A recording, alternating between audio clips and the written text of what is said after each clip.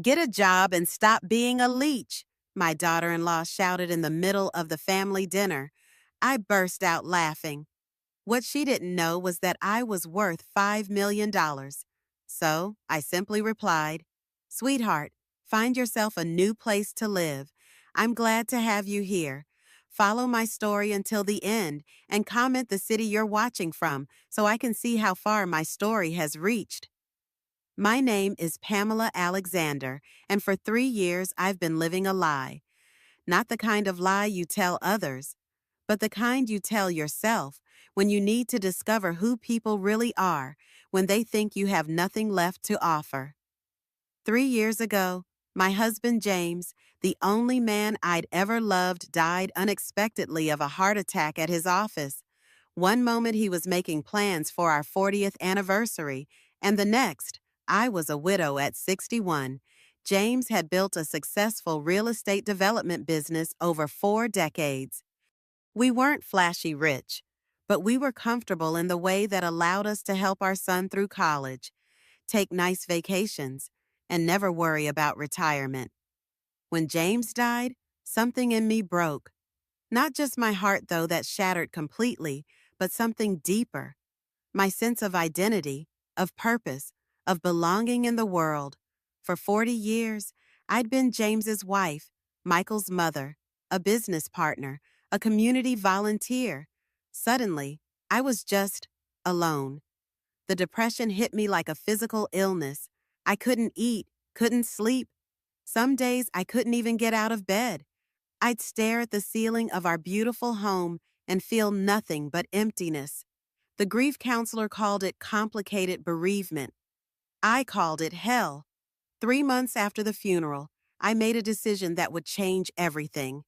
I was sitting in my walk-in closet, surrounded by designer clothes and shoes I no longer had any desire to wear, when I realized I didn't know who I was anymore.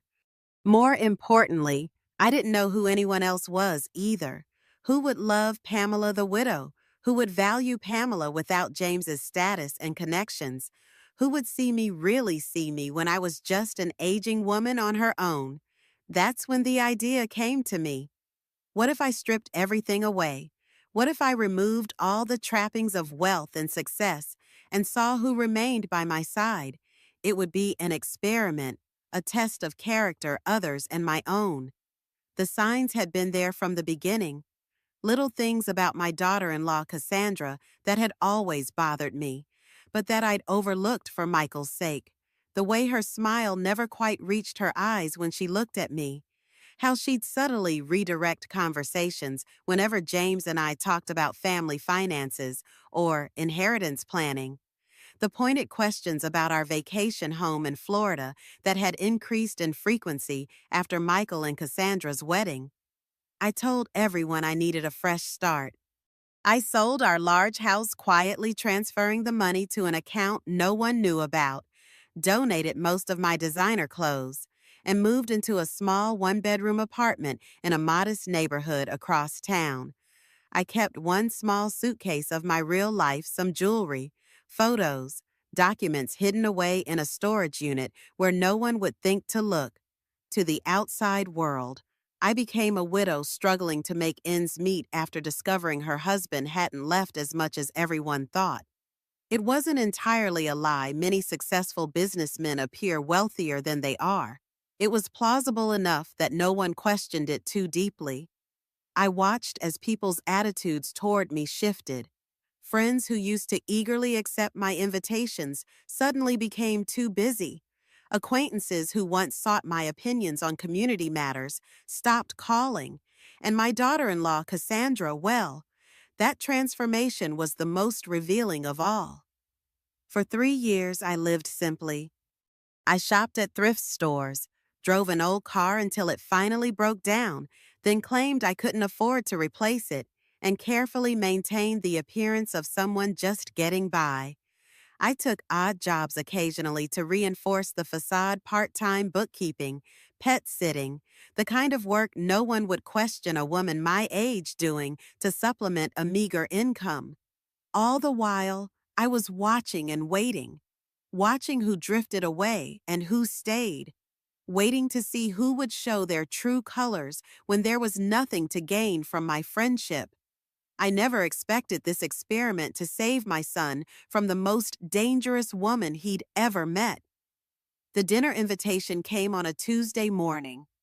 Michael's voice sounded strained over the phone, the way it always did when Cassandra was listening in the background. "Mom, would you like to come over for dinner Friday night? Cassandra's making her famous lasagna." Famous? I almost laughed. The woman could barely boil water without burning it, but I'd learned to bite my tongue over the years. "That sounds lovely, sweetheart. What time?" 7:30. He paused, and I could practically hear Cassandra's sharp whisper in the background. "And Mom, maybe dress a little nicer this time. You know how Cassandra likes things to look presentable." Presentable. I stared at my reflection in the hallway mirror after hanging up. Gray hair pulled back in a simple bun. No makeup. Wearing the same faded cardigan I'd worn to their house a dozen times before. For 3 years. This had been my uniform. The grieving widow, struggling to make ends meet in her small apartment, dependent on her son's occasional generosity. I'd become so accustomed to this version of myself that sometimes I almost forgot who I really was. Almost. But then I'd catch a glimpse of the real Pamela Alexander in my eyes, the woman who'd helped build a multi-million-dollar business, who'd served on charity boards, who'd once commanded respect in every room she entered. That woman was still there, waiting, watching, learning. Friday evening arrived with the kind of October chill that cuts right through you. I walked the 6 blocks to their house, the same route I'd taken countless times since James passed. I could have called a taxi, but that wouldn't fit the image I'd cultivated. The struggling widow wouldn't waste money on cab fare when she could walk. The house looked exactly as it had when I'd bought it for them as a wedding gift 7 years ago. Not that they knew that, of course. As far as Michael and Cassandra were concerned, they'd qualified for a mortgage on Michael's marketing executive salary, with a mysteriously generous down payment assistance program that James had discovered through his business connections. The reality was that I owned the house outright. Every mortgage payment they made went into an account I'd set up for Michael's future, a future I increasingly worried might not include Cassandra. I stood on the porch for a moment, gathering myself before ringing the bell. Through the decorative glass panels, I could see Cassandra moving around the entryway, her slim figure a blur of expensive fabric. Even from outside, I could feel the tension emanating from the house. Michael opened the door with that forced smile he'd perfected in recent years. "Hi, Mom. Come in, come in." He gave me a quick hug, the kind that felt obligatory rather than genuine. At 34, my son had grown into a man I barely recognized sometimes. Still handsome, still my boy somewhere deep down, but there was something hollow in his eyes that hadn't been there before his marriage. Something diminished. "Pamela," Cassandra's voice cut through the warm air like a blade. She appeared in the doorway to the dining room, her platinum blonde hair perfectly styled, wearing a dress that probably cost more than most people's monthly rent. At 29, she had the kind of aggressive beauty that demanded attention and respect, even when she'd done nothing to earn either. "Hello, Cassandra. Thank you for having me." She looked me up and down with barely concealed disgust. "Of course, family dinner and all that." I didn't miss the way her eyes lingered on my worn shoes, or how she subtly wiped her hand against her dress after our brief greeting, as if poverty might be contagious. I never could have imagined that this would be the last dinner we would have together under this roof. The dining room was set with their best china, the kind reserved for guests who mattered. I noticed immediately that while Michael and Cassandra had matching place settings, mine was different. Older plates, a mismatched glass, a fork with a slight bend in one of the tines. Small details that spoke volumes about how I was viewed in this house. "Mom, sit here." Michael gestured to the chair at the far end of the table, the one that put me furthest from both of them. I took my seat without comment, folding my hands in my lap as Cassandra served the lasagna with theatrical flourishes. "I hope you like it," she said, though her tone suggested she couldn't care less whether I did or not. "It's an old family recipe, my grandmother's." I took a bite. It was mediocre at best, oversalted and undercooked in places. "It's delicious," I said anyway. The conversation limped along for the first 20 minutes. Michael talked about his job at the marketing firm, careful to avoid mentioning the promotion he'd been passed over for again. Cassandra dominated most of the discussion, talking about her yoga classes, her shopping trips, her plans to redecorate the living room. "We're thinking of getting new furniture," she announced, cutting her lasagna into precise little squares. "Something more modern. The stuff we have now is so outdated." I remembered picking out that furniture with them when they'd first moved in. Cassandra had loved it then, gushed about how perfect it was. But that was before she decided that everything in her life, including her husband's mother, needed an upgrade. "That sounds expensive," I said mildly. Cassandra's eyes flashed. "Well, some people prioritize making their homes beautiful. Some people understand that you have to invest in quality." The barb was clear. I was neither beautiful nor quality, and certainly not worth investing in. I took another bite of the terrible lasagna and said nothing. "Actually, Mom," Michael began, and I could hear the reluctance in his voice. "We wanted to talk to you about something." I set down my fork and waited. Cassandra leaned forward, her expression shifting into what she probably thought was concern. "Pamela, we've been worried about you, living alone in that tiny apartment, struggling to make ends meet.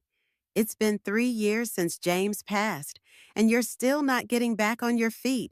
"I'm managing fine," I said quietly. "Are you, though?" Cassandra's voice took on that patronizing tone she used when she wanted to sound reasonable while delivering a blow.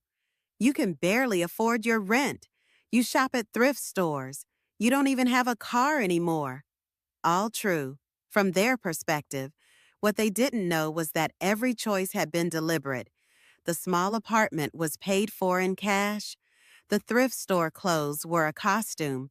The lack of a car was because I preferred to walk, not because I couldn't afford one. "I get by," I said. "Getting by isn't living, Mom," Michael said, and for a moment, I heard genuine concern in his voice. It gave me hope that somewhere underneath Cassandra's influence, my real son still existed. But then Cassandra took over again. "The thing is, Pamela, we can't keep helping you forever. Michael works hard for his money, and we have our own future to think about. We want to start a family soon, and we need to be practical." I looked at my son, waiting for him to contradict her, to remind her that their help consisted of occasional dinners and birthday cards with $50 tucked inside. He said nothing. Cassandra continued, emboldened by his silence. "What we're trying to say is, maybe it's time you thought about getting a job. You're only 64. Lots of people your age work. Walmart is always hiring greeters." The suggestion hung in the air like smoke. Walmart greeter.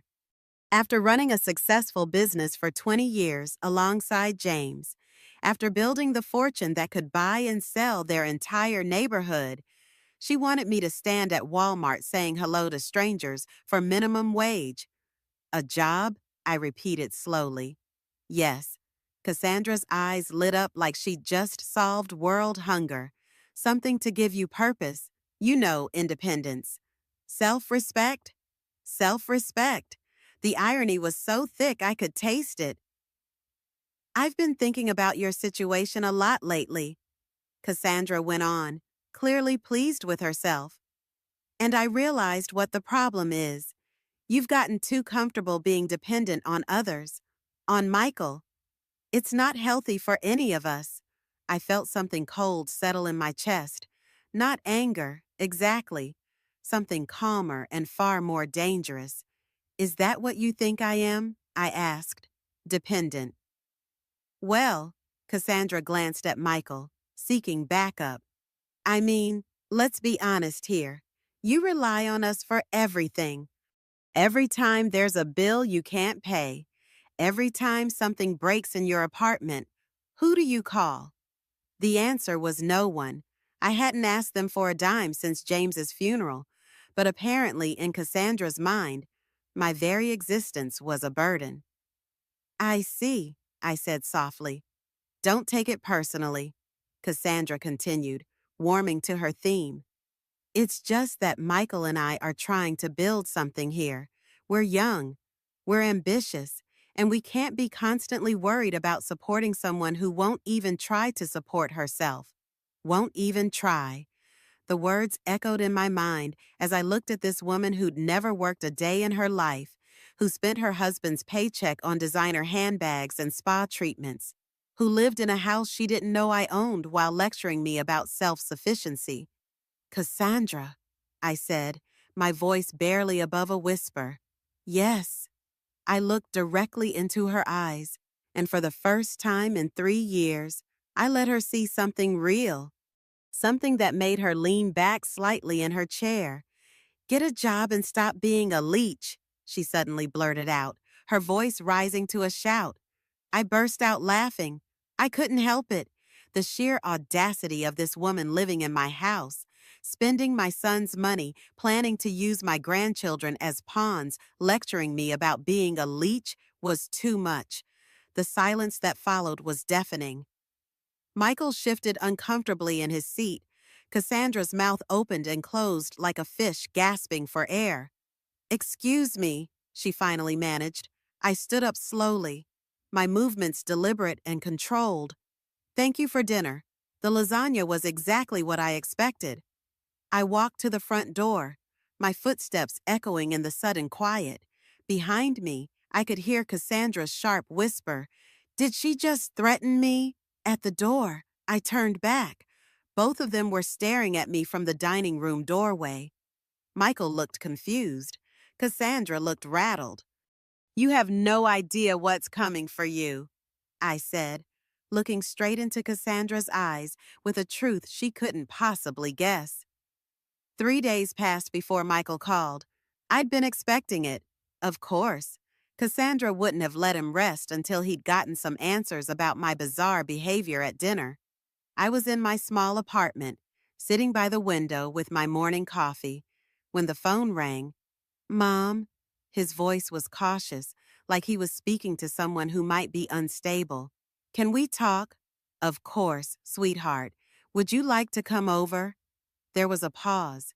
In 3 years, Michael had never once visited my apartment. He'd offered to help me move in, but I declined. He'd suggested stopping by for coffee, but there was always some excuse from Cassandra about why that wouldn't work. Now, faced with the possibility of actually seeing how his mother lived, he sounded uncertain. Yes, okay, I'll be there in an hour. I spent the next 60 minutes preparing for the most important conversation I'd had with my son in years. I made his favorite coffee, the expensive kind I kept hidden in the back of my cupboard. I put away the financial documents I'd been reviewing. I changed from my usual thrift store cardigan into something slightly nicer, though still carefully modest. When he arrived, Michael looked around the small apartment with barely concealed pity. 1 bedroom, a tiny kitchen, furniture that looked like it had come from yard sales, which technically, some of it had. The rest I'd bought specifically to create this impression. Mom, this place is... He struggled for words. Small, I suggested. I was going to say, depressing. I poured him coffee in one of my good cups, another little luxury I kept hidden from view most of the time. He took a sip and looked surprised. This is really good coffee. I splurge occasionally. We sat across from each other at my small kitchen table. For a moment, neither of us spoke. Then Michael cleared his throat. About Friday night? Yes, Cassandra's really upset. She thinks you threatened her." I met his eyes steadily. "What do you think?" He shifted in his chair. I think, I think something's going on with you that I don't understand. You've been different lately, distant. And then, Friday, the way you looked at Cassandra, the things you said. The things I said were true. What does that mean? Mom, you told her she has no idea what's coming for her. That sounds like a threat." I took a sip of my coffee, considering my words carefully.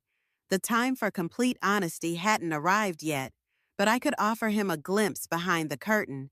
"Michael, do you remember what your father used to say about people who mistake kindness for weakness?" He thought for a moment, then his eyes widened slightly. He said they learned the difference eventually. "Exactly." I set down my cup. "For 3 years, I've been kind, patient. I've watched your wife treat me like a burden, an embarrassment, a problem to be solved. I've listened to her suggestions about how I should live my life, what I should do with my time, how I should dress, what I should eat." Michael looked uncomfortable. "She's just trying to help. Is she? Or is she trying to make me disappear in the most socially acceptable way possible? Mom, that's not. Let me ask you something." I leaned forward. When was the last time Cassandra asked me how I was doing, not how I was managing financially, not whether I needed help with bills, but how I was actually doing as a person? He opened his mouth, then closed it. When was the last time she asked about my interests, my hobbies, my friends? When was the last time she treated me like a human being instead of an inconvenience? Michael stared into his coffee cup. "She doesn't him? She doesn't mean to be cold, doesn't she?" The silence stretched between us. Finally, Michael looked up. "So, what are you saying? That you're going to cut us out of your life?" "I'm saying that some people are about to learn that actions have consequences. That still sounds like a threat?" I stood up and walked to the small bookshelf in my living room. Hidden behind a row of paperback novels was a manila folder. I pulled it out and returned to the table. "Michael," I said, opening the folder, "there's something I need to tell you about your mother." Inside the folder were bank statements, investment portfolios, property deeds documents I'd kept hidden for 3 years, waiting for the right moment. His eyes widened as he began to process what he was seeing. "Mom, what is this? This is who I really am." I watched his face as he flipped through page after page, account balances that showed figures he'd never imagined, investment portfolios worth millions, property deeds for houses, commercial buildings, parcels of land across 3 states. "I don't understand," he whispered. "Your father and I were very successful. Michael, more successful than we ever let on. When he died, I inherited everything. I'm worth approximately $5 million. He stared at me like I'd just told him I was an alien. But you live here, in this apartment. You shop at thrift stores. You don't even have a car." "By choice." Why, I closed the folder and looked at my son, this man I'd raised and loved, and watched slowly disappear under his wife's influence. Because I needed to know who would love me when they thought I had nothing. The words hit him like a physical blow. I watched the realization dawn in his eyes, watched him understand what the last 3 years had really been about. "You've been testing us. I've been protecting myself. From what? From people like your wife?" Michael's hands were shaking as he set down his coffee cup. "Mom, this is insane. You let us think you were struggling. You let Cassandra think. I let Cassandra show me exactly who she is." I kept my voice calm, matter of fact. "And she did, repeatedly, for 3 years. But I'm your son. Yes, you are. And I needed to know if you were still my son, or if you'd become something else entirely." He flinched as if I'd slapped him. "That's not fair, isn't it? When was the last time you called me just to talk? When was the last time you invited me somewhere without Cassandra insisting on it? When was the last time you stood up for me when she was being cruel? Each question was a knife, and I could see them finding their marks. I never thought. I didn't realize she was being that bad. Or you chose not to see it because it was easier. We sat in silence for a long moment. Finally, Michael spoke, his voice barely audible. What happens now? I leaned back in my chair, studying his face, my son, who'd inherited his father's dark eyes and gentle nature, at least until he'd met Cassandra. My son, who used to bring me wildflowers when he was 5 and told me I was the prettiest mommy in the world. My son, who'd grown into a man who let his wife humiliate his mother without consequence. Now, I said softly, we find out if it's too late for you to remember who you used to be. And Cassandra, he asked, a hint of fear in his voice. I smiled, and I knew it wasn't a kind expression. Cassandra is about to discover that some people aren't as helpless as they appear. Mom, what are you planning? Justice, I said simply. Long overdue justice. Michael stood up abruptly, pacing to the window. This is crazy. You can't just punish her for 3 years of marriage problems? 3 years of calculated cruelty, I corrected.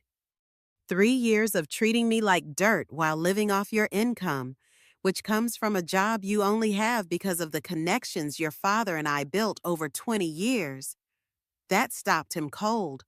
What? Did you think that marketing position just fell into your lap?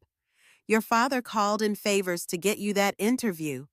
We've been pulling strings behind the scenes your entire adult life. His face went pale. How much of my life has been a lie? None of it was a lie, sweetheart, but some of it was protected. I stood and walked to him, placing a gentle hand on his arm. I love you, Michael. I've loved you since before you were born. But love doesn't mean accepting abuse, not even from family. He turned to face me, and for a moment, I saw the little boy he used to be. What do I do? That's up to you, but I want you to think about something. What? In 3 years of marriage, has Cassandra ever once encouraged you to spend time with me? Has she ever suggested that maybe, just maybe, I might have value beyond what I could provide financially? He opened his mouth to answer, then closed it. That's what I thought. I squeezed his arm gently. Some storms are coming, sweetheart. When they hit, you'll have to decide which side of them you want to be on. Is that a threat? It's a promise, I said. And unlike some people in your life, I always keep my promises. I watched him leave, his shoulders slumped, his steps heavy. The weight of truth is often heavier than the weight of lies. As I closed the door behind him, I felt a strange mixture of relief and sadness. Relief that I'd finally begun to reclaim my life, and sadness that doing so might cost me my son. But as James used to say, sometimes you have to lose something to find out if it was ever really yours to begin with. I needed to know if Michael was still mine, or if Cassandra had taken that from me too. I gave them a week to process what I'd told Michael, a week for him to go home, look at his wife with new eyes, and decide what kind of man he wanted to be. A week for Cassandra to wonder what exactly I'd meant by my parting words at their dinner table. The real Pamela Alexander was about to step back into the light, and God help anyone who stood in her way. The call came on a Wednesday morning. Cassandra's voice, sharp and demanding, cut through the peaceful quiet of my apartment. Pamela, we need to talk right now. Good morning to you too, Cassandra. I kept my voice pleasant, letting the contrast between our tones hang in the air. Don't play games with me.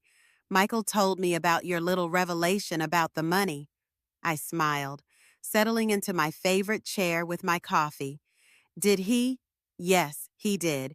And I want to know what kind of sick game you've been playing. What kind of game do you think I've been playing? Her voice rose an octave. You let us think you were poor. You sat there and let me worry about you. Let me try to help you. And all this time you were secretly rich. Let her worry about me. Let her try to help. The revisionist history was breathtaking even for Cassandra. I see. And how exactly did you help me, dear? We invited you to dinner.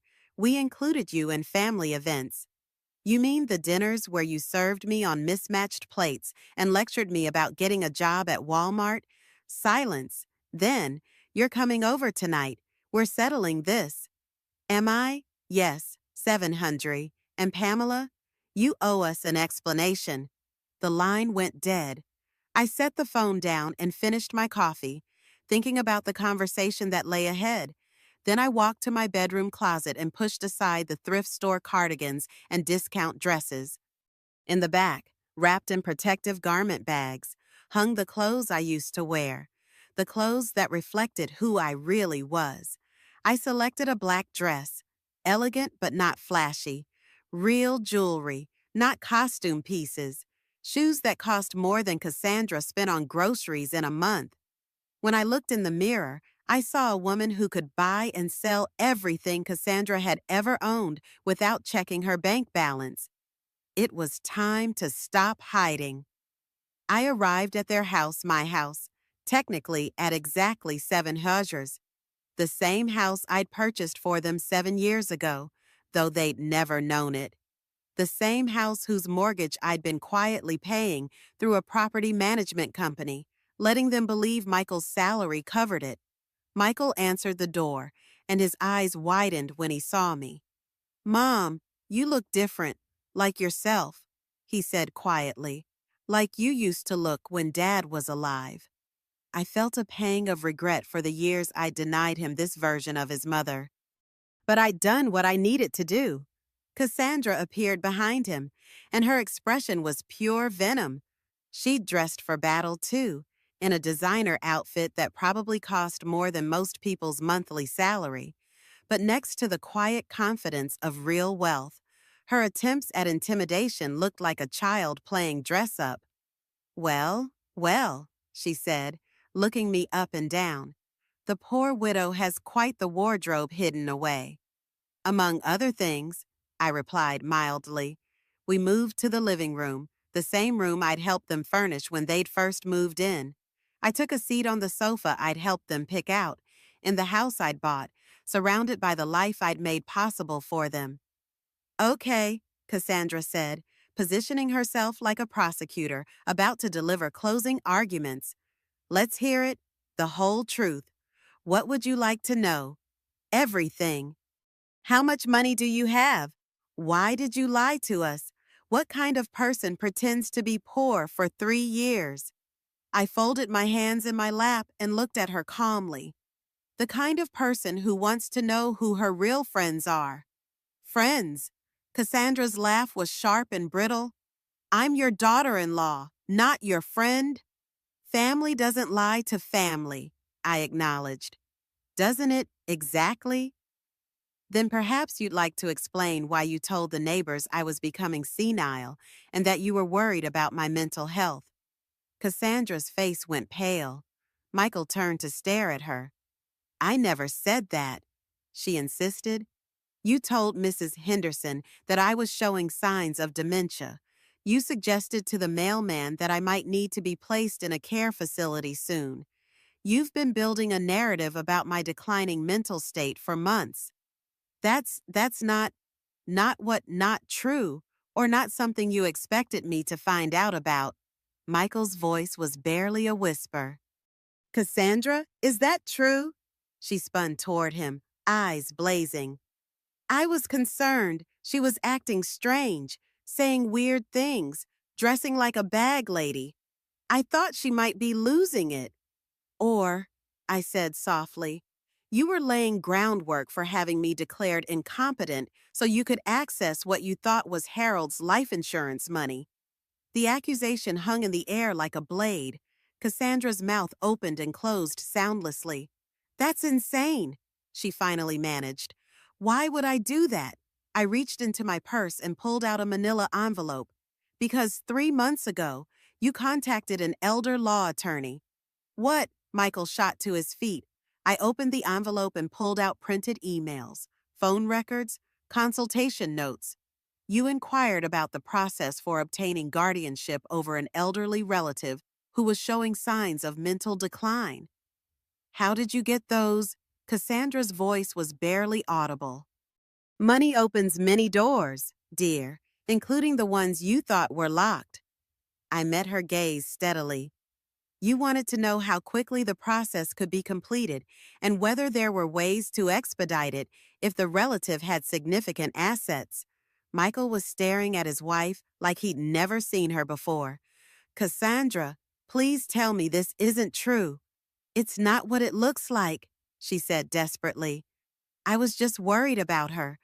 I wanted to know what options we had if she really was getting sick. Funny thing about that, I continued. The attorney's notes indicate you were particularly interested in whether guardianship would give you access to bank accounts and investment portfolios. You specifically asked about liquidating assets for the patient's own good. The color drained from Cassandra's face completely. She sank into a chair, her hands shaking. Mom, Michael said, his voice hollow. Please tell me you're making this up. I'm afraid not, sweetheart. But why? Why would she do this? I looked at Cassandra, who was staring at the floor, and felt something that might have been pity if she'd deserved it.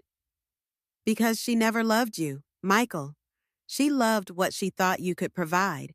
And when it became clear that your salary alone wasn't enough to fund the lifestyle she wanted, she started looking for other sources of income.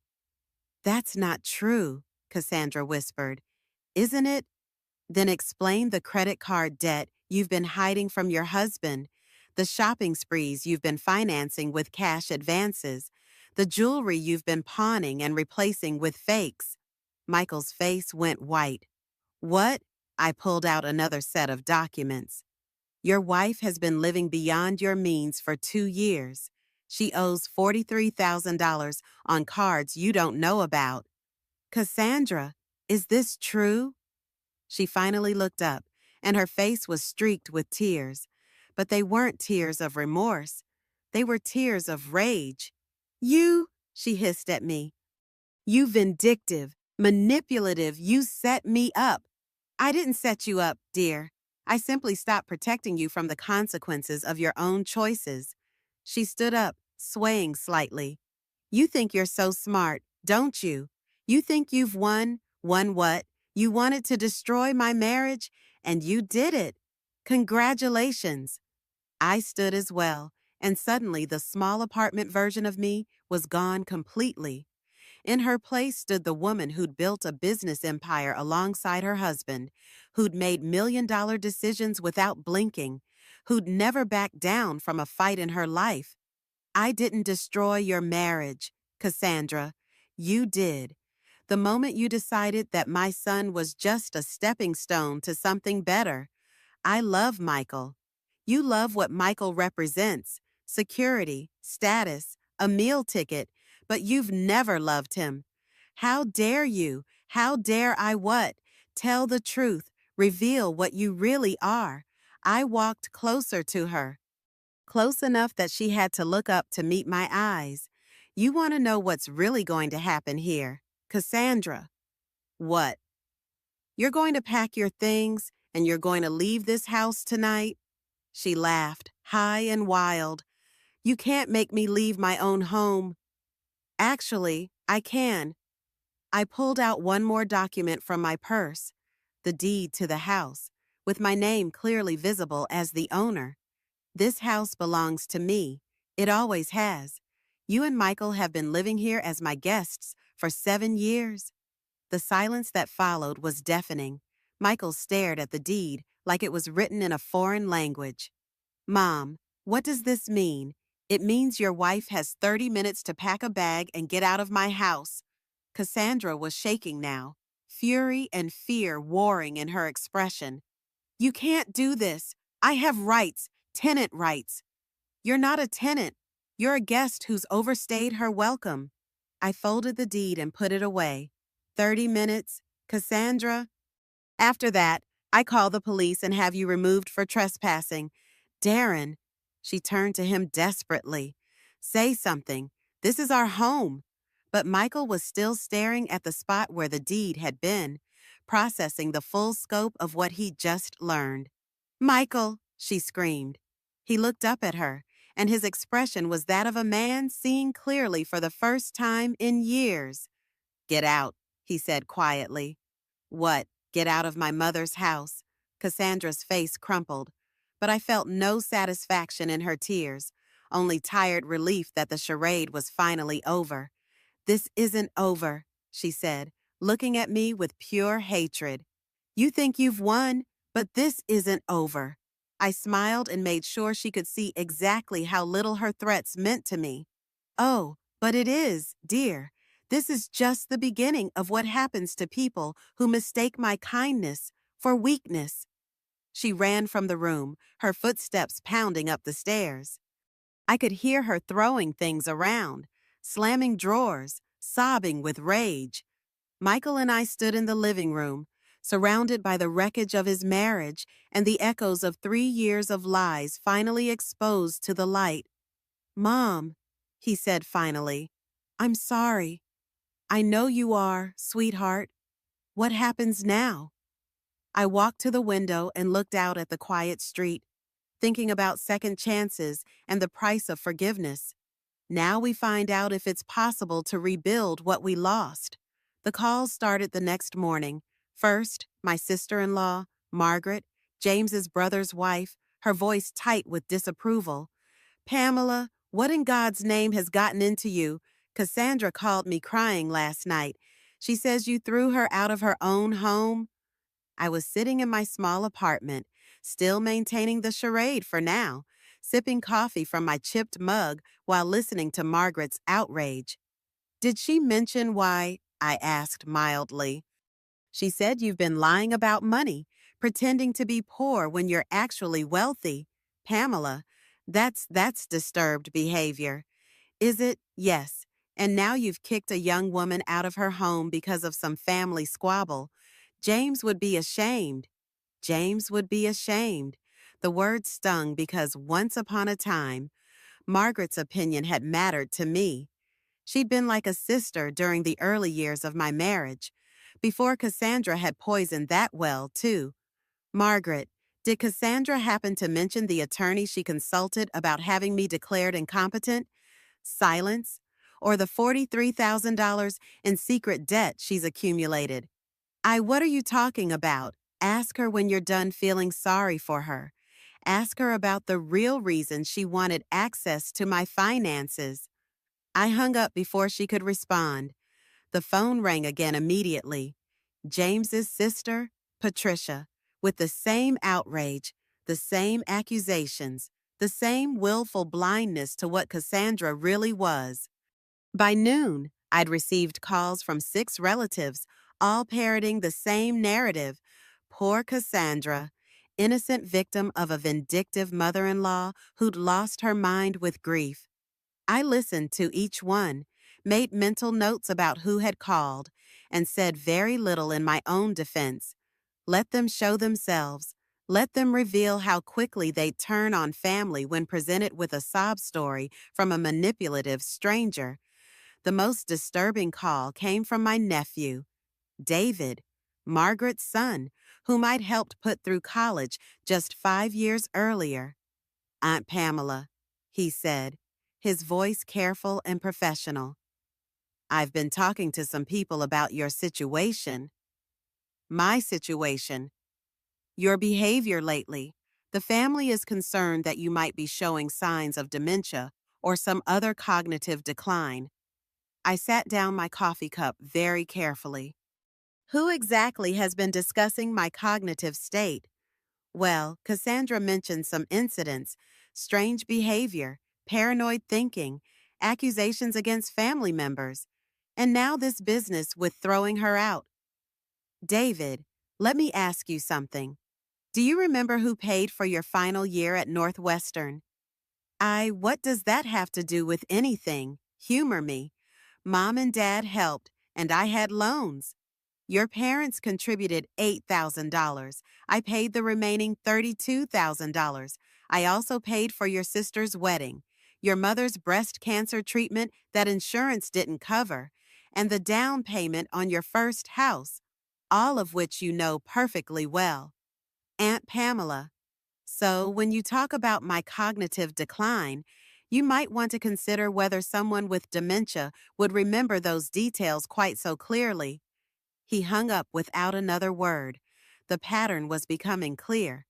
Cassandra hadn't just disappeared quietly into the night.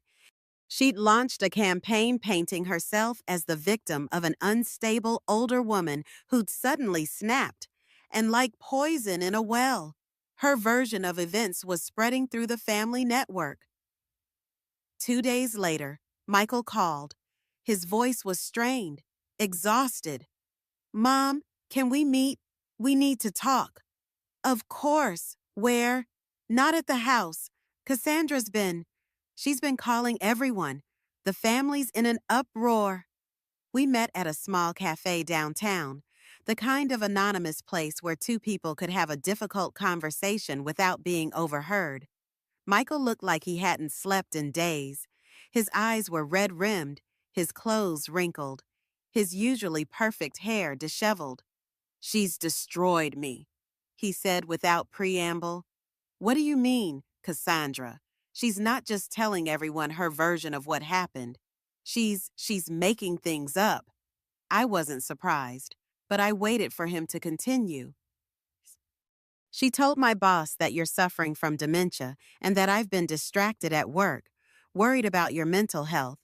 She suggested they might want to consider whether my job performance has been affected. The calculated cruelty of it took my breath away. Not content with destroying her own reputation, she was now trying to sabotage Michael's career. What did your boss say? He was sympathetic, suggested I might want to look into FMLA, maybe take some time off to deal with family medical issues. And you told him. What could I tell him that my wife is a liar who tried to have my mother declared incompetent so she could steal her money, that I've been living in a house my mother owns without knowing it, that my entire adult life has been built on foundations I never understood? His voice was rising, drawing glances from other customers. I reached across the table and touched his hand. Lower your voice, sweetheart, he laughed bitterly. She's been one step ahead of me this whole time. By the time I realized what she was doing, she'd already poisoned half the family against you and made me look like either a liar or an idiot at work. What else? She's living with her sister now, crying to anyone who will listen about how you manipulated our marriage, how you set traps for her, how you're dangerous and unstable. I sipped my coffee, thinking. Cassandra was more resourceful than I'd given her credit for. She'd turned her humiliation into a weapon, her exposure into martyrdom. There's more, Michael continued. She's been to see a lawyer. About what? About the house? She's claiming she has tenant rights, that you can't just evict her without proper notice. She's also claiming you coerced her into leaving under duress. And what did the lawyer tell her? That she doesn't have a case. But here's the thing, Mom, she's not trying to win. She's trying to make our lives hell. I nodded. It was exactly what I'd expected from someone like Cassandra once she realized she'd lost everything. Show me, I said. What? Show me what she's been telling people. I want to see exactly what we're dealing with. Michael pulled out his phone and opened his social media. The posts were masterfully crafted, each one designed to elicit maximum sympathy while maintaining plausible deniability. Going through a difficult time with family. Sometimes the people you trust most are the ones who hurt you deepest. Prayers appreciated. Learning hard truths about manipulation and psychological abuse. Grateful for friends who see through the lies. When someone spends years pretending to be something they're not, what else are they lying about? Trust your instincts. Each post had dozens of comments expressing support, outrage on her behalf, condemnation of unnamed family members who'd obviously wronged this poor young woman. She's good, I admitted. She's evil.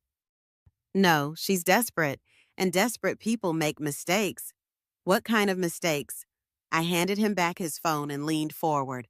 The kind that reveal more than they intended. I don't understand. Look at the pattern. Michael, what's the one thing missing from all her posts? He scrolled through them again, frowning. I don't see it. She never once mentions loving you. Not once. She talks about being betrayed, being manipulated, being lied to. But she never says she's heartbroken about losing her marriage. She never says she misses her husband. The realization hit him like a physical blow. Because she doesn't. Because she never did. This isn't grief, sweetheart. This is rage at being caught. We sat in silence for a moment, processing the depth of Cassandra's deception and the scope of the damage she was trying to inflict. What do we do? Michael asked finally. I smiled, and I made sure he could see that whatever sympathy I might have felt for his wife had evaporated completely. We let her keep digging. What? Right now, Cassandra thinks she's winning. She thinks she successfully painted herself as the victim and us as the villains. She's feeling confident, maybe even triumphant. And that helps us how? Because confident people get careless. They overreach. They make the kind of mistakes that reveal who they really are. You think she'll slip up?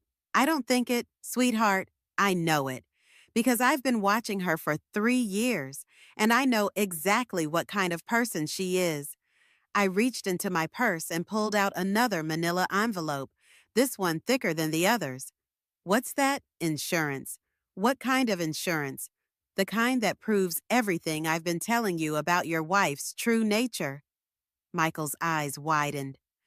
What do you mean? I mean that while Cassandra was busy planning my downfall, I was busy documenting hers, every financial indiscretion, every lie she told, every manipulation she attempted, it's all here.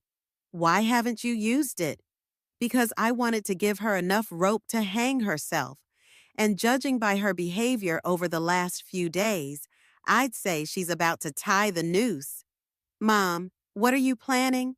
I stood up, gathering my things with the careful precision of someone who'd been planning this moment for a very long time. Justice, sweetheart, pure, simple justice. And what does that look like?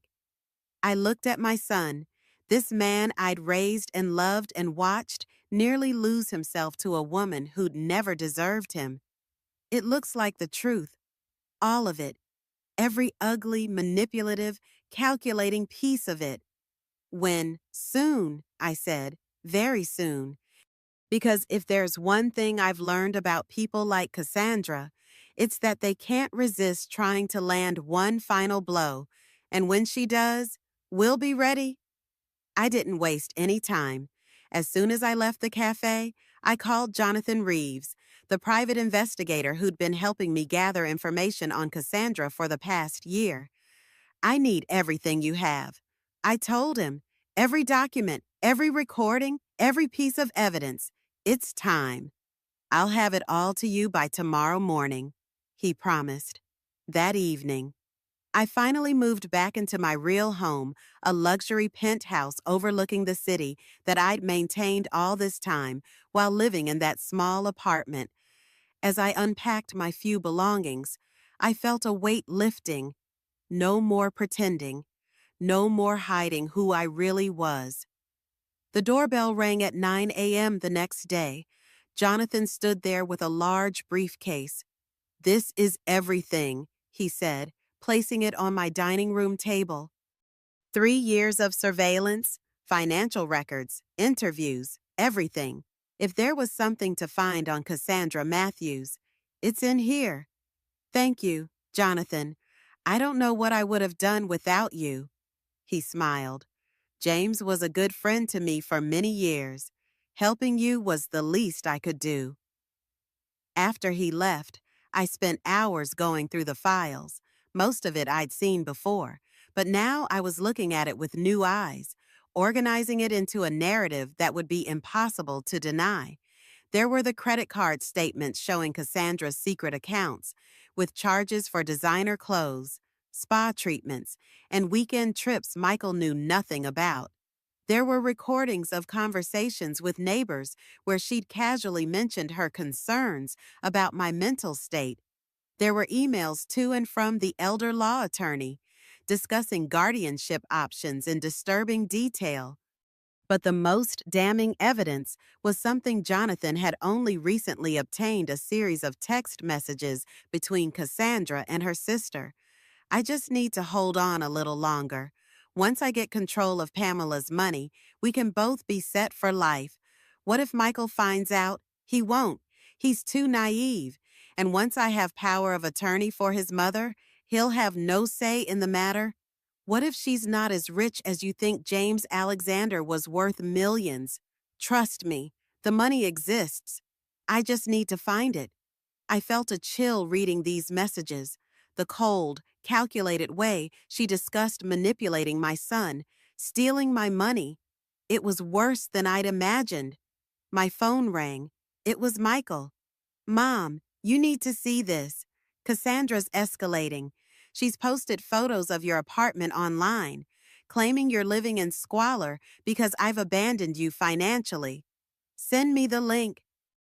He did, and I found myself looking at carefully staged photos of my small apartment, angled to make it look even more depressing than it was.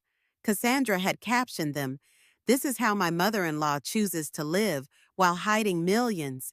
What kind of person does this hatch elder abuse, hash family secrets? The comments were a mix of sympathy for her and outrage at me. People I'd never met discussing my mental health, my character, my relationship with my son. It was surreal. But Cassandra had made a critical mistake. In one of the photos, visible in the corner, was a reflection of her taking the picture. She'd broken into my apartment to stage these photos. That was criminal trespassing. I called Michael back.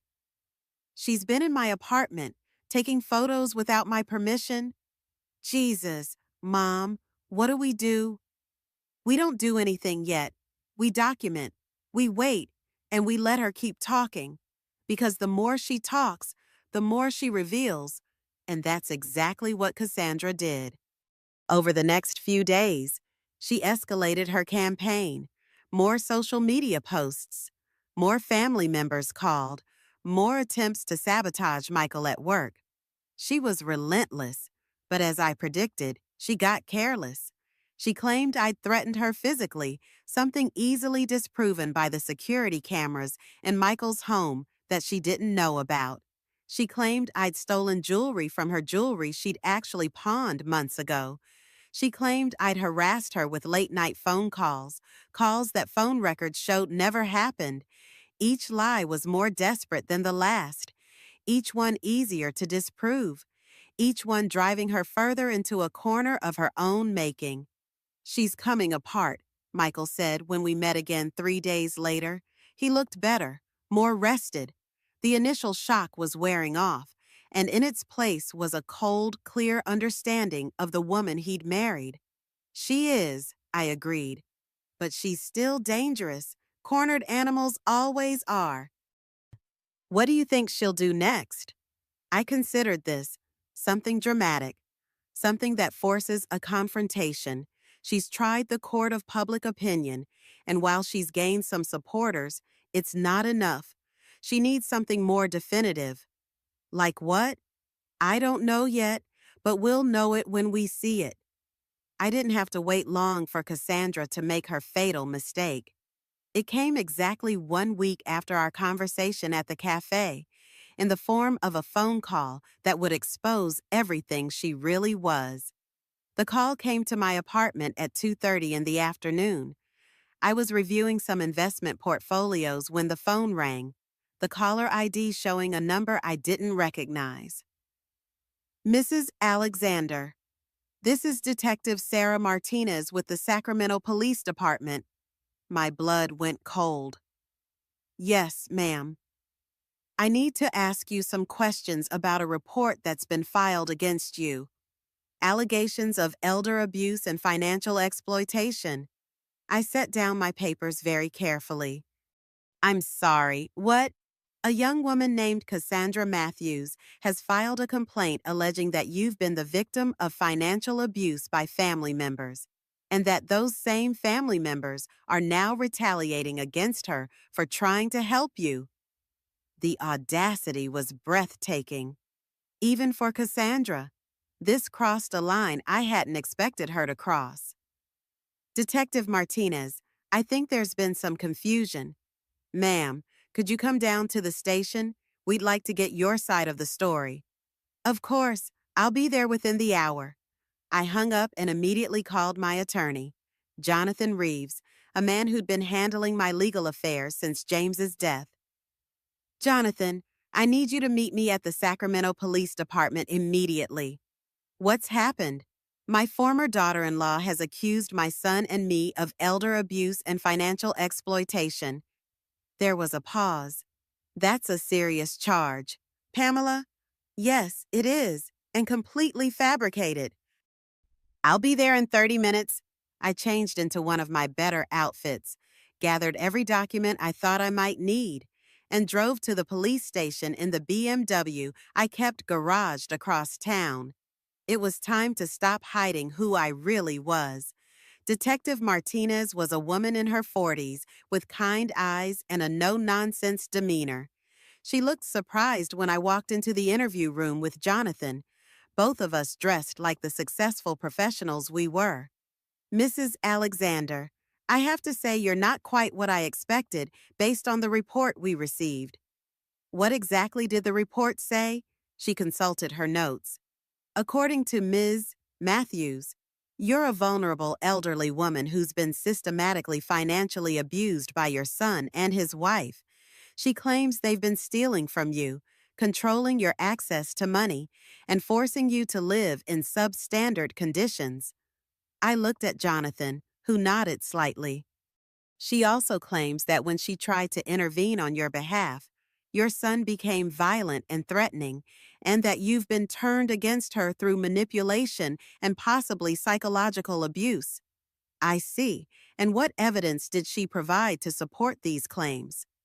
She provided photos of your apartment, which she says demonstrate the poor conditions you're forced to live in. She also provided what she claims are financial documents showing discrepancies in your accounts.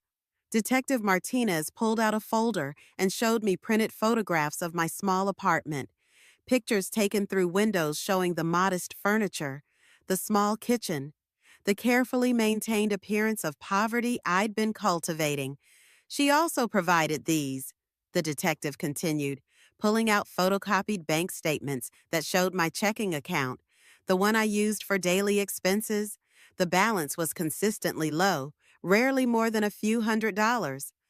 Detective, I said calmly, may I ask when these photos were taken? She says within the last month. And she obtained them how? She says she was concerned about your welfare and wanted to document your living conditions.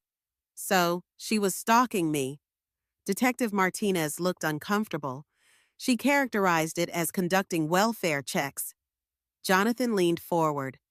Detective, has anyone bothered to verify any of Ms. Matthews' claims? We're in the process of investigating. Good, I said, reaching into my purse.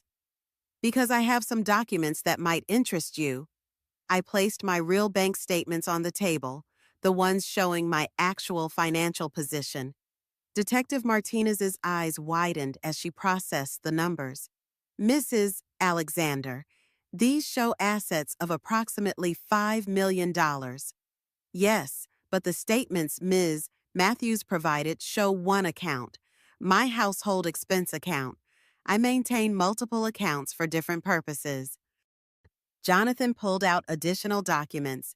Detective, my client is a wealthy widow who chose to live modestly for personal reasons. She's never been financially abused, and she's certainly never been controlled by her son. Then why would Ms. Matthews make these accusations? I smiled grimly. Because she's the one who attempted financial exploitation, and when she was caught, she decided to try one last desperate gambit. I pulled out the envelope I'd shown Michael at the cafe, the one containing evidence of Cassandra's real activities. These documents show that Miss Matthews contacted an elder law attorney about obtaining guardianship over me. She specifically inquired about gaining access to what she believed were substantial assets. Detective Martinez studied the documents, her expression growing more serious. She also accumulated over $40,000 in secret debt during her marriage, debt she was hiding from her husband while pressuring him to extract money from me. How did you obtain these documents? Legal investigation services. When someone is attempting to have you declared incompetent, you tend to want to know everything about their motivations and methods. I pulled out more papers. These show her online searches for information about elder abuse, conservatorship laws, and how to prove someone is mentally incompetent, all conducted in the weeks before she began spreading rumors about my mental health. The detective was quiet for a long moment, reviewing everything I'd provided. Mrs. Alexander, if what you're telling me is true, then Ms. Matthews has filed a false police report. Yes, she has. That's a serious crime. Yes, it is. Detective Martinez looked at Jonathan. What does your client want to do about this? We want Ms. Matthews prosecuted to the full extent of the law, he said without hesitation. And I added, we want a restraining order preventing her from contacting me, my son, or any member of our family. The detective nodded slowly. I'll need to discuss this with the district attorney's office, but based on what you've shown me, it appears Ms. Matthews has committed several crimes. What happens now? I asked. Now we arrest her. 2 hours later, I was sitting in my real apartment, the luxury penthouse I'd called home for the past 3 years, when Michael called. Mom, the police just called me. They arrested Cassandra. I know. You know. How do you, Mom? Where are you? I went by your apartment, and it's empty. I looked around my real home, the one with floor-to-ceiling windows overlooking the city, the one filled with the antiques and artwork James and I had collected over 20 years of marriage. I'm at home, sweetheart. What do you mean? I mean, I'm at my real home. The apartment was just another costume. Silence. Then, Mom, I don't understand anything anymore. Come to the Meridian Towers on 5th Street, penthouse level. I'll explain everything. As I hung up, I felt a strange mixture of emotions. Relief that Cassandra's campaign of destruction had been stopped. Sadness that it had come to this. And somewhere beneath it all, a spark of hope. Hope that my son and I could rebuild what we'd lost. Hope that the truth, however painful, would finally set us free from the masks we'd all been wearing for far too long. I walked to the window and looked out at the city below, thinking about the woman I used to be, the woman I pretended to be, and the woman I was now becoming. All of them were me, in different ways. All of them had something to teach me. James had always said that the most important thing in life was to know yourself. For 3 years, I'd lost sight of that, focusing instead on knowing others. But now, as I waited for my son to arrive, I realized that perhaps I'd needed this journey to truly know myself again. The doorbell rang. It was time to remove the final mask. 30 minutes later, I heard a knock at my door. When I opened it, Michael stood there, looking stunned as he took in the luxurious surroundings of the hallway leading to my penthouse. Mom! His voice was barely above a whisper. Come in, sweetheart. I stepped aside, watching his face as he entered my real home for the first time in 3 years. His eyes widened as he took in the spacious living room with its floor-to-ceiling windows, the elegant furniture, the original artwork on the walls, pieces he recognized from our family home before James died. This is where you've been living. This is where I've always lived, even when I was visiting you in that little apartment. I came home to this. He sank into one of my leather chairs, his head in his hands. She really tried to have you declared incompetent. Yes, and she filed a false police report. Yes. Why go that far? I poured myself a glass of wine from a bottle that cost more than Cassandra spent on shoes in a month. Because she's not just greedy. Michael, she's genuinely malicious. When she realized she couldn't get what she wanted through manipulation, she decided to destroy us both out of spite. What happens to her now? She'll be prosecuted for filing a false report, attempted fraud, and possibly stalking. She'll likely serve some jail time, and she'll definitely have a criminal record. He was quiet for a long time, processing everything. I feel like I don't know anything about my own life, he said finally. You know the important things. You know I love you. You know you're a good man who got caught up with a bad woman. You know you have a second chance to build something real. Do we? I looked at my son, this man I'd raised and protected and almost lost to someone who'd never deserved him. That depends. On what? On whether you can forgive yourself for not seeing who she really was, and whether you can forgive me for the test I put you through. You were protecting yourself. I was, but I was also testing you. And that's not fair. A mother shouldn't have to test her child's love.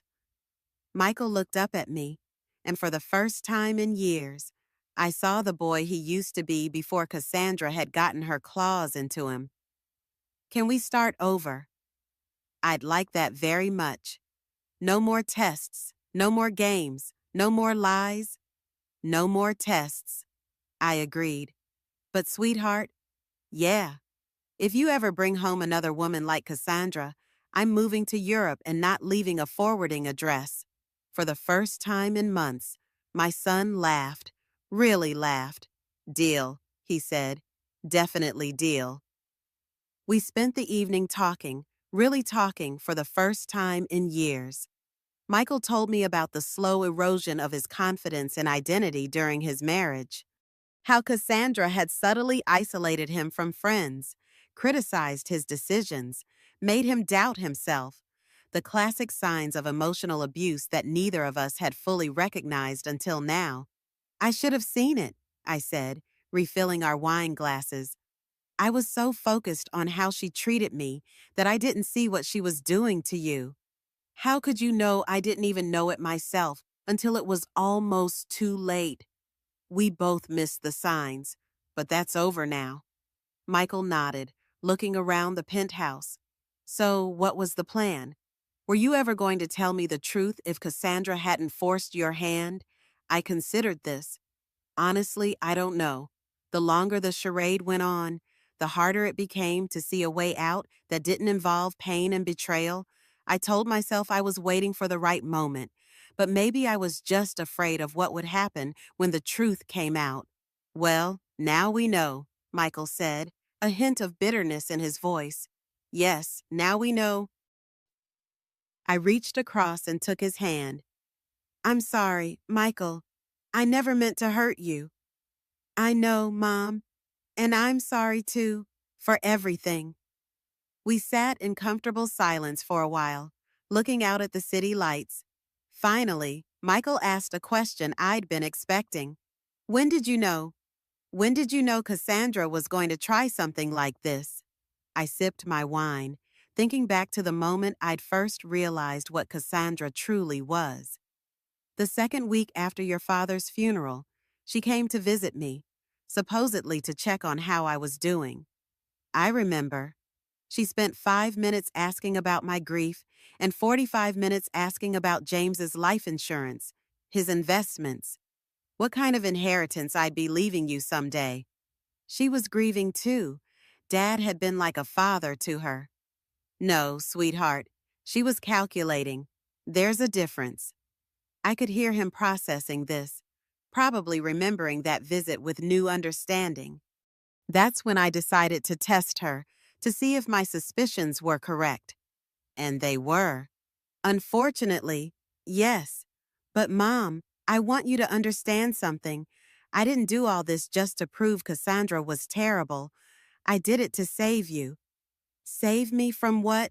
From a life with someone who would have destroyed you piece by piece. She wouldn't have stopped with trying to control your mother. Eventually, she would have controlled every aspect of your life. The silence stretched between us, comfortable now in a way it hadn't been for years. I have something to tell you, too, he said finally. What's that? I'm putting the house on the market. I can't live there anymore. Too many memories? I understand. Where will you go? I was hoping. If it's okay, maybe I could stay here for a while, just until I figure things out. I felt a lump in my throat. Of course you can. This has always been your home, too. He smiled, and for a moment, I saw a glimpse of the future one where my son and I could rebuild our relationship, one where the masks were finally gone. Thank you, Mom, for everything. Even the lies, even the lies, they saved me in the end, didn't they? I didn't have an answer for that. I just squeezed his hand and hoped he was right. The fallout from Cassandra's arrest was swift and far-reaching. The news spread through our family and social circle like wildfire, and suddenly the narrative shifted.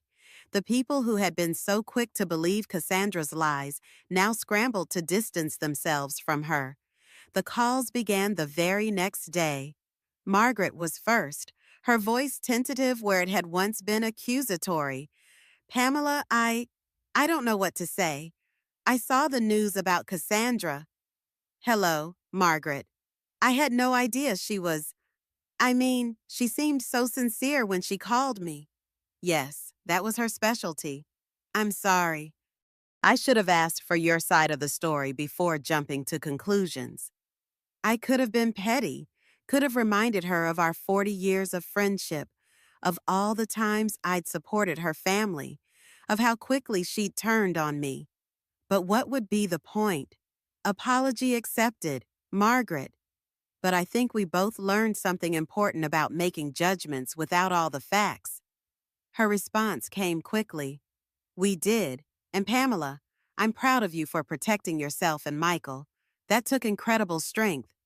More messages followed over the next hours. Patricia, David, even some cousins I'd barely spoken to in years. All of them apologizing.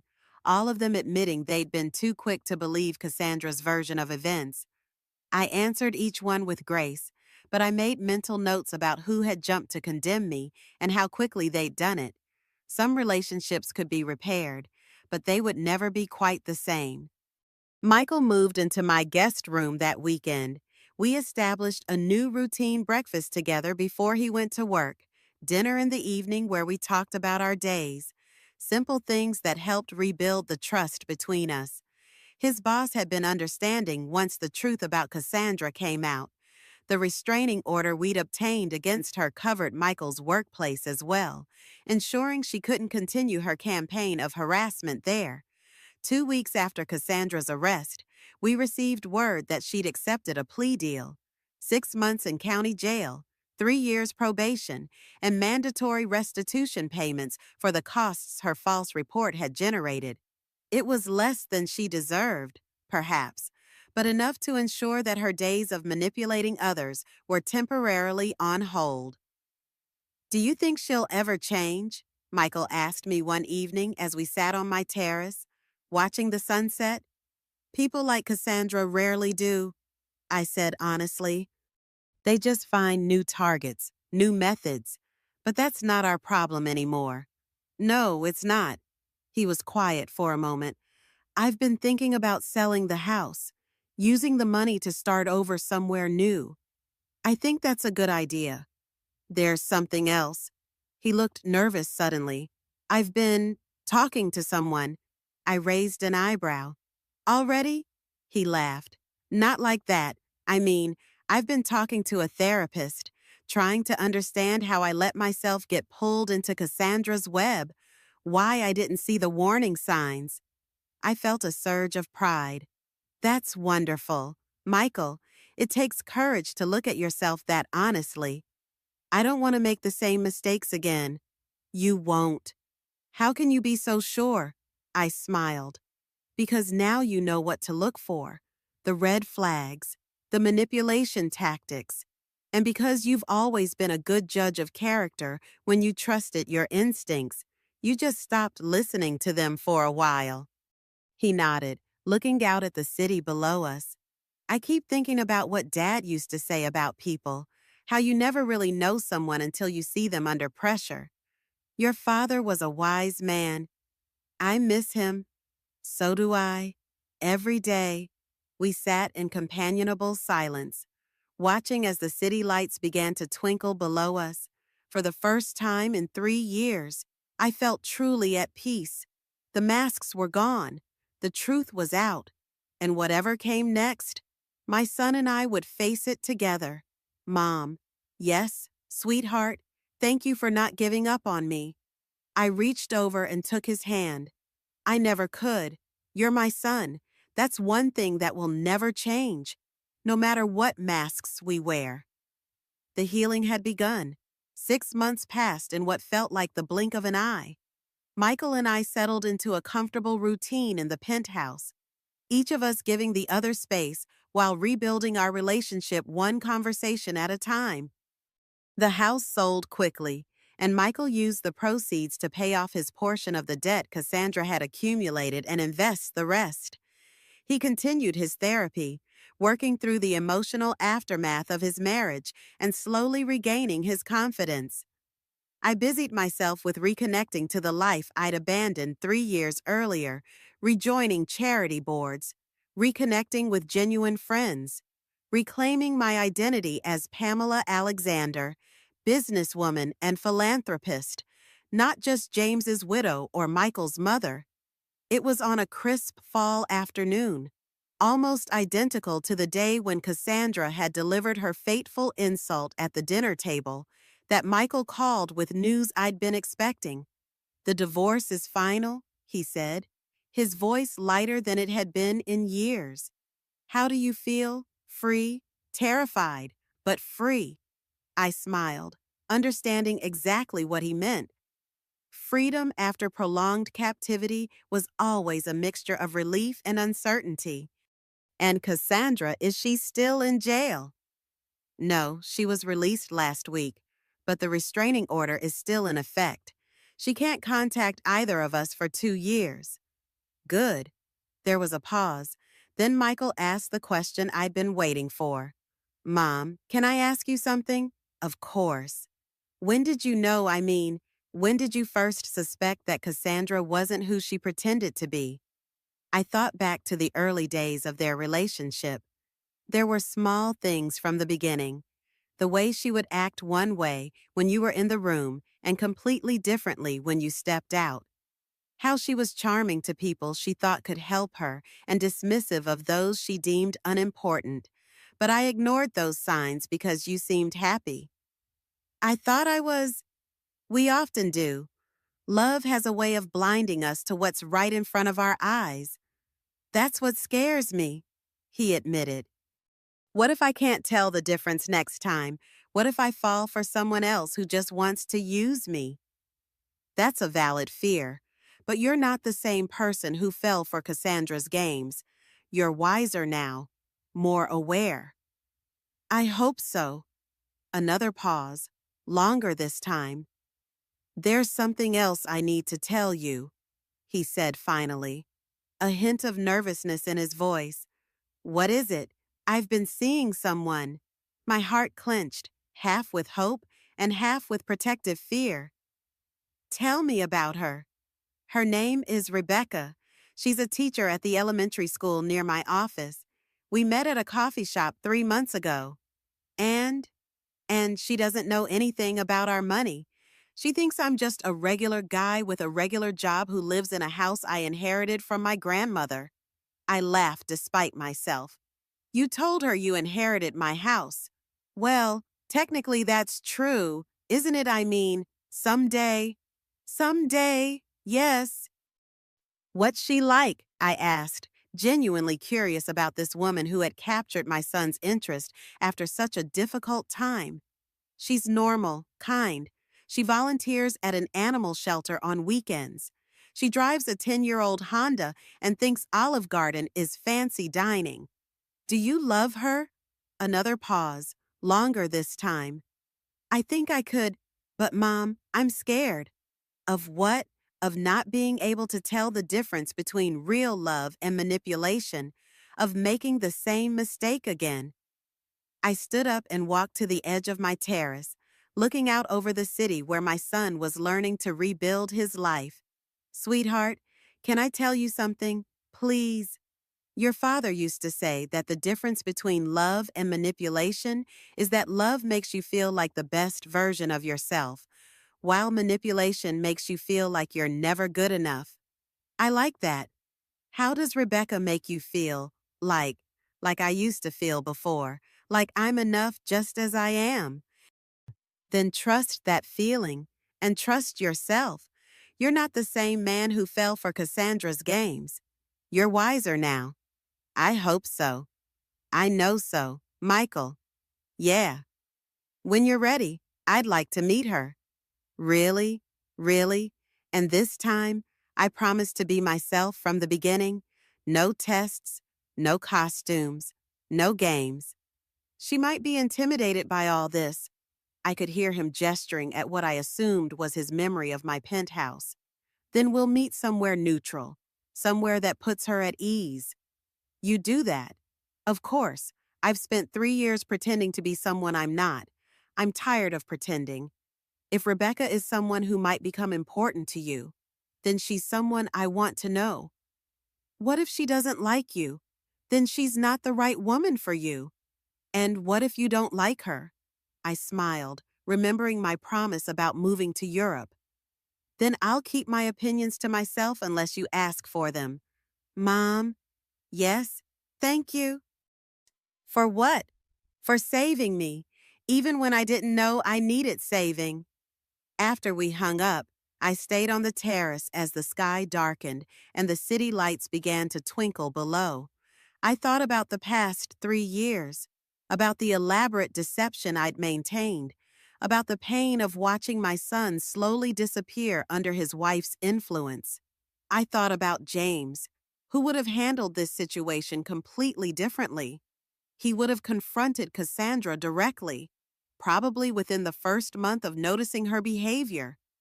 But then again, James had never had to wonder whether people loved him for himself or for his money.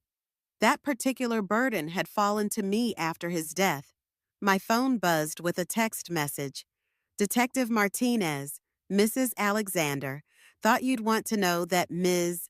Matthews attempted to contact your son through a third party today.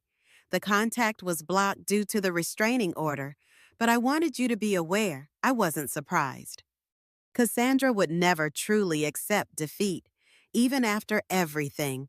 She was probably planning her next move, her next attempt to cause trouble. But for the first time in 3 years, I wasn't worried about what she might do. I'd stopped hiding. I'd stopped pretending to be vulnerable. I'd reclaimed my power, my voice, and my life. I poured myself another glass of wine and settled back into my chair. Tomorrow, I would start the process of truly moving forward. Real plans, not elaborate deceptions. Maybe travel, maybe philanthropy, maybe just the simple pleasure of living authentically without constantly watching over my shoulder. But tonight, I was content to sit on my terrace, surrounded by the luxury I'd earned and the peace I'd fought for, knowing that my son was free to build a life with someone who might actually love him. The phone rang one more time. Michael again. Mom, I forgot to ask, what are you going to do now with your life? I looked out over the city, thinking about all the possibilities that lay ahead. I'm going to live it, I said. openly, honestly, without apology. "And who is that?" I smiled, feeling lighter than I had in years.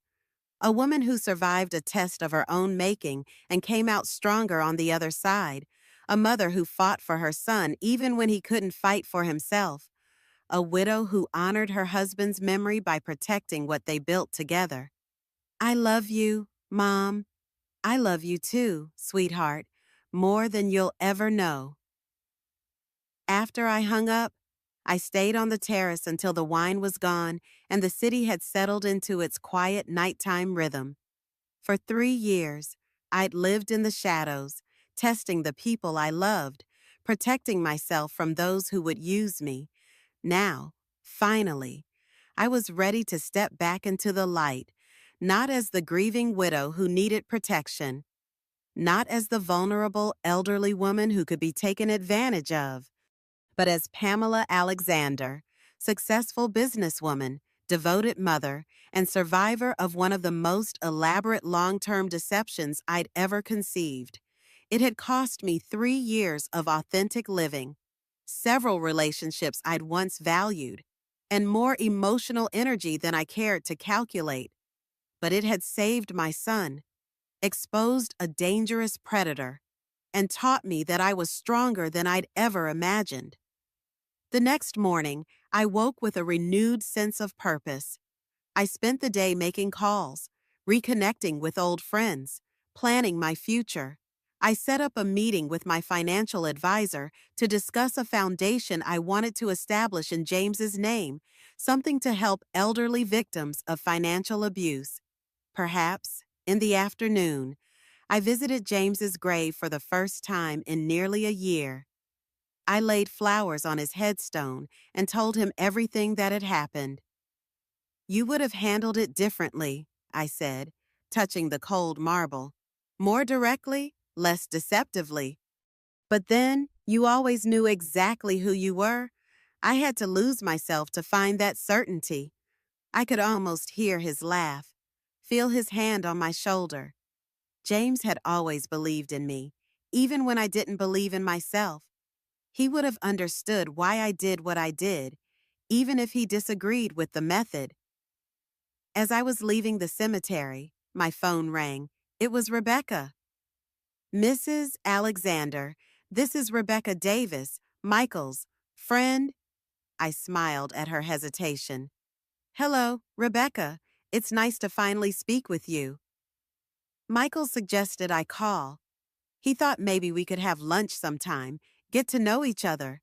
"I'd like that very much. How about tomorrow? There's a lovely little cafe near the elementary school where you teach." She sounded surprised. "You know where I work. Michael's told me a lot about you. All good things, I promise." She laughed, a warm, genuine sound. "He's told me about you too. He says you're the strongest person he knows." "He exaggerates." "I don't think so, not based on what he's shared."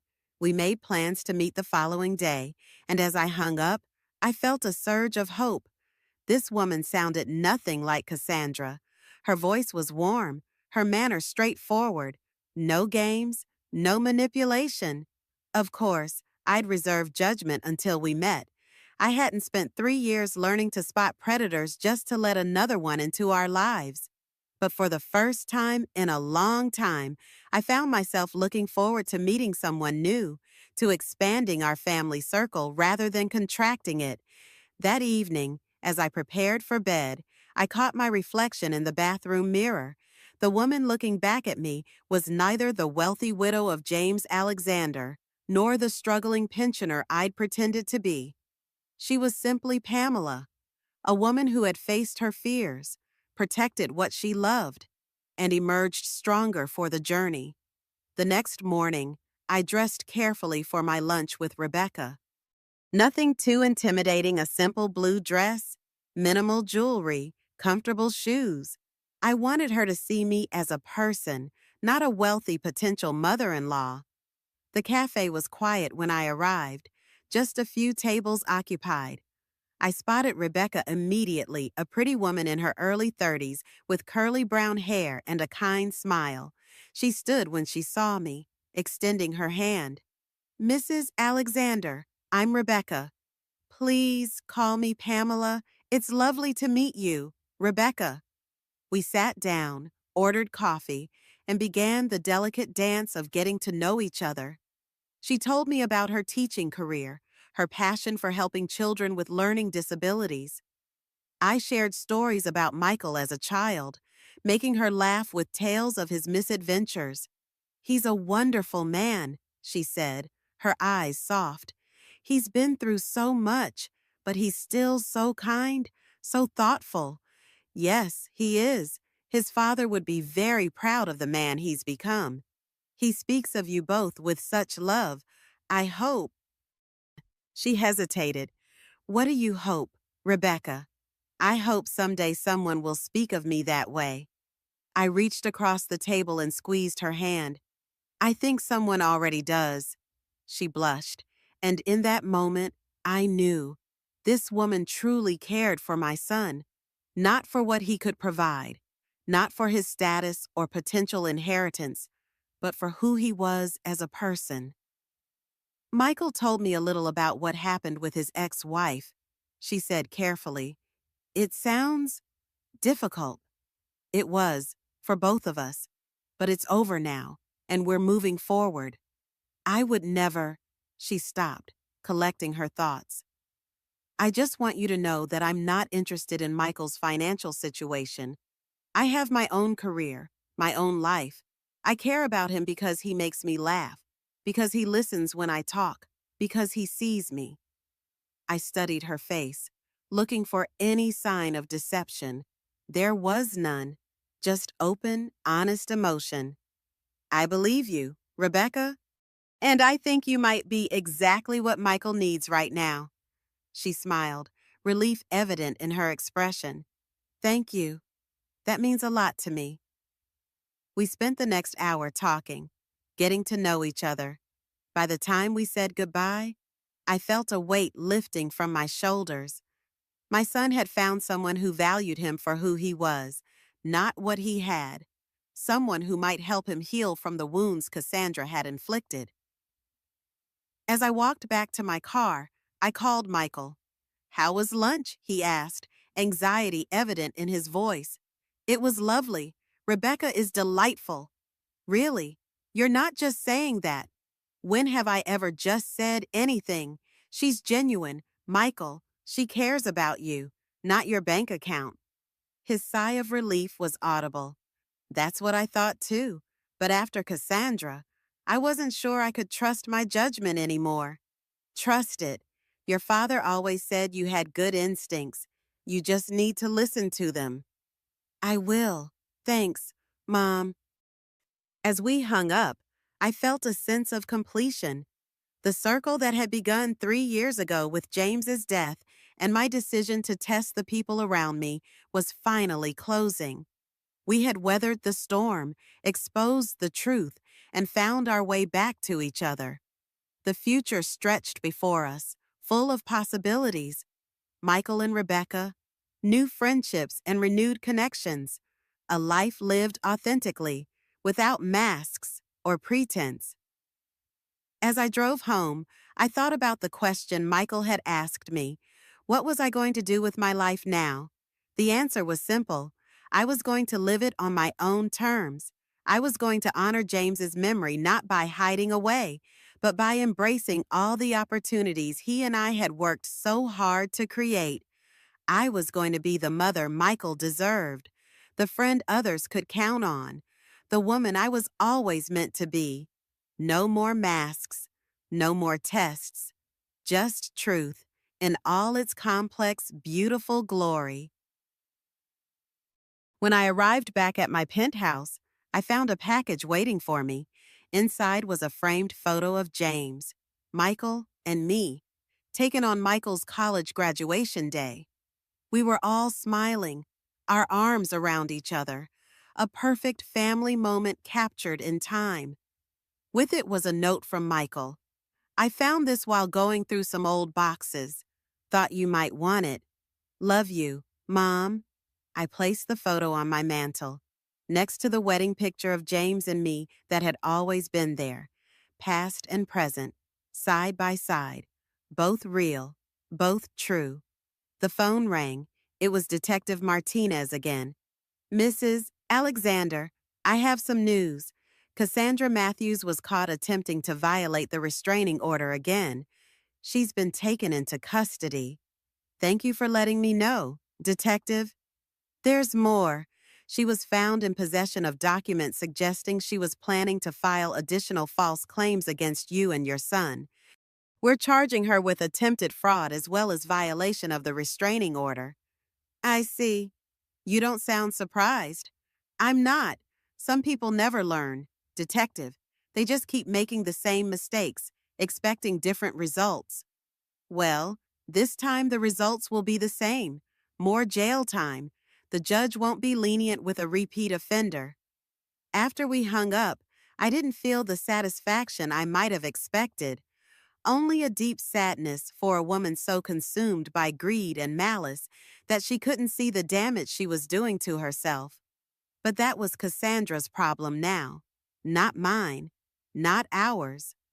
I poured myself a glass of wine and stepped out onto my terrace as the sun began to set. The city spread out before me, lights twinkling in the gathering dusk. So many lives, so many stories, so many truths and lies intertwined. My phone chimed with a text from Michael. Dinner tomorrow. Rebecca wants to cook for us. Nothing fancy, just spaghetti at her place. I smiled and texted back, I'd love to. Should I bring anything? Just yourself, your real self. I looked out at the city one more time, feeling a sense of peace settle over me. The masks were gone. The truth was known. And the future, for the first time in 3 years, looked bright with promise. Just myself, I whispered to the evening sky. I think I can do that. Now, I'm curious about you who listened to my story. What would you do if you were in my place? Have you ever been through something similar? Comment below. And meanwhile, I'm leaving on the final screen 2 other stories that are channel favorites, and they will definitely surprise you. Thank you for watching until here.